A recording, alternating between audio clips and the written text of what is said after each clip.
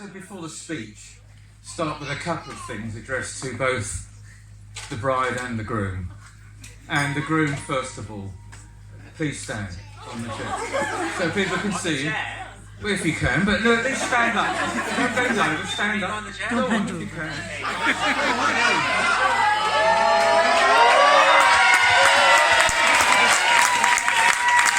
Now, I know many of you are married, and you'll probably know a lot about what I've got to say already. But for Morag's benefit, I'd like to repeat a few words from a very, very handy reference manual that I discovered called The Husband, How It Works. As you can see here, holding a drink, this is a husband. Now, the husband may look complicated, but to be honest with you, he's very simple indeed. He runs on sausages and beer. All you gotta know. Now, the husband indeed knows many things. He knows an awful lot. For example, and just one example, he knows the number of stairs in his house. And this is important, just in case he arrives home late one night, unable to see them. The husband also likes to do simple repairs, like changing washers on a tap. I'm sure you've probably seen your own husband do this. And afterwards, though, you'll note that he likes to talk at great length about what a struggle it was. And he'll want to be treated as if he's invented a machine that can turn flatulence into gold. And I think we know where. This man here.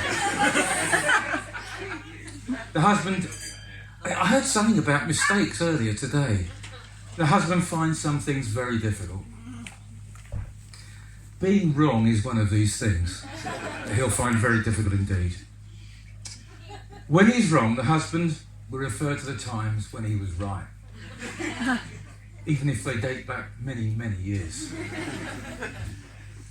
But in fairness, I should add that it is completely unnecessary for the husband to remember any of his mistakes at all.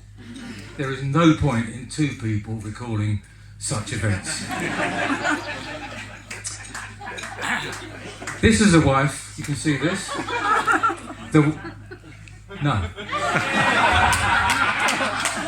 The wife will like to read romantic fiction. For her, these books are a fantasy and an escape for her from the realities and the hard things of life. The husband doesn't waste his time on such frivolity. Look at this man here. He likes books about things that really happened. He likes books that talks of real men.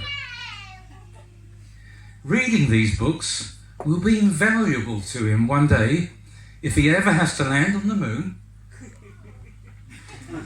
be in the SAS, or manage the England football team. Now, importantly, you see these things here. Ears. The husband, you will find, can hear as much as 30% of what is said to him. And that's not bad. Many husbands, though, are traditional, and they don't believe in listening before marriage. You can sit down.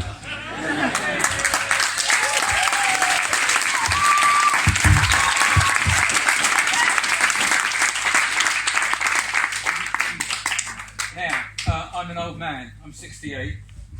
I'm an old boy, and in fact, I was playing an LP the other day that dates back to 1977, and loving every second of it. But even earlier than 1977, there was a coming-of-age movie. It was a big, big hit, in the cinemas, called Oh Lucky Man. And I think this one is a lucky man.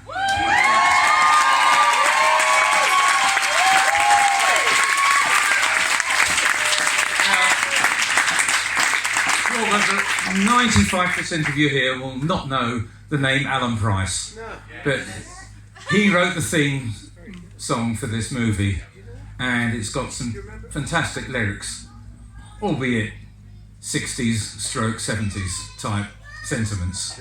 So I'm going to read this to Theo, and I mean it.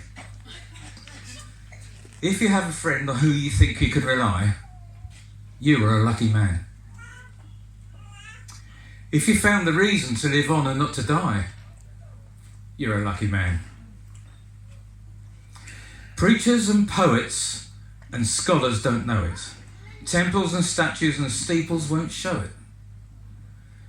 But if you've got the secret, just try not to blow it and stay a lucky man. If you found the meaning of truth in this old world, you're a lucky man. If knowledge hangs around your head like pearls instead of chains, you're a lucky man. Takers and fakers and talkers won't tell you. Teachers and preachers will just buy and sell you. When no one can tempt you with heaven or hell, you'll be a lucky man. Thank you.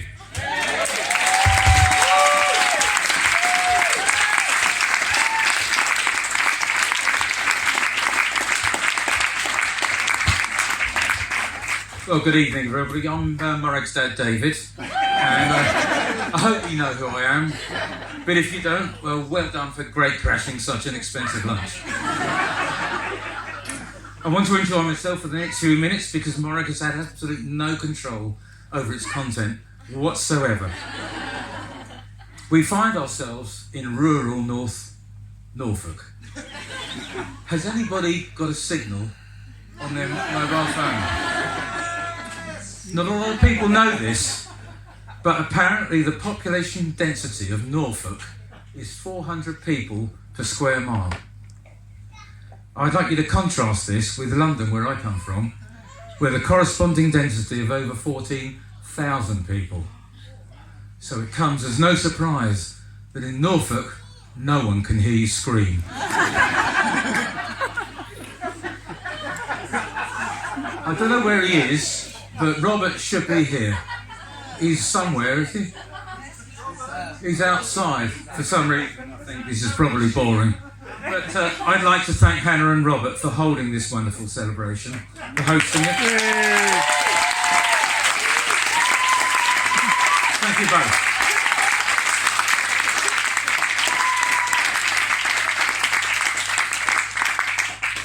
Over the past few months, I've had the opportunity to stare into the abyss that is wedding planning. And it really isn't for the faint-hearted at all. I can tell you, so let me congratulate the happy couple for organising the whole thing themselves. Very well done, and many thanks, Morag and Theo.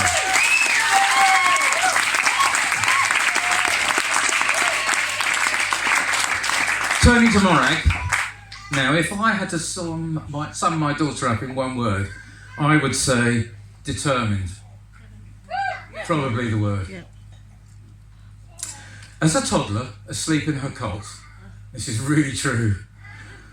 She was asleep in her cot and she was heard to mutter, "I want the big one." And with Theo at 6'2" tall, she seems to have achieved that particular objective.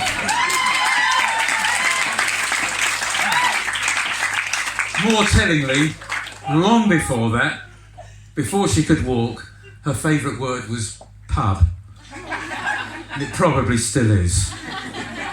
Start them young, that's what I say. Now for the CV. At 16, she was head girl of a school, where she was also lead soprano in the school choir. Having gained a good degree at the University of Manchester, she took it, you'll know all this because it's already been said, but she took herself to China, where she taught English to school children for 6 months. In her career as a PR consultant, Morag now finds herself as the Senior Account Director for the Google Cloud Services account.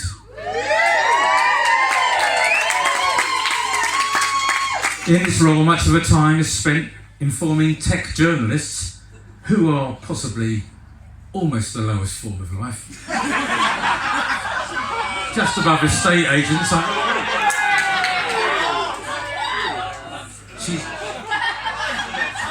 She's spent informing tech journalists on the machinations of this world-changing company, of which I have to confess I can only claim the most basic understanding. And finally, for those of you familiar, this has already been said as well, but I'll say it again. Finally, for those of you familiar with social networking, and Instagram in particular, you can gain an insight into how she responded to the COVID lockdown. Here, as Secret Baker London, she has become an authority in sourdough bread making. But take a tip from me. I don't know whether you've seen Fawlty Towers or not. Don't try and tell her how it's done.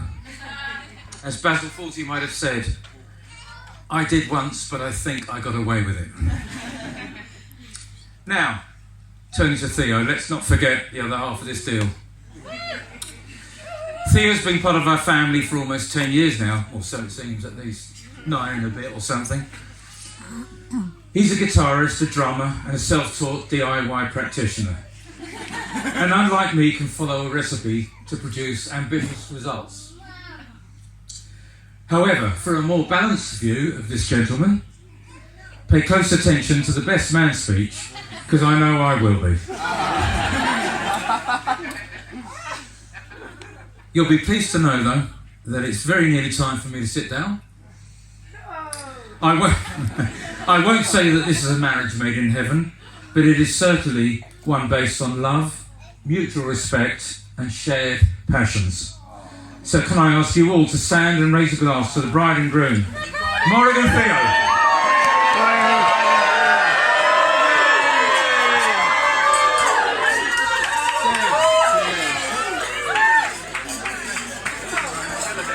Well done, David.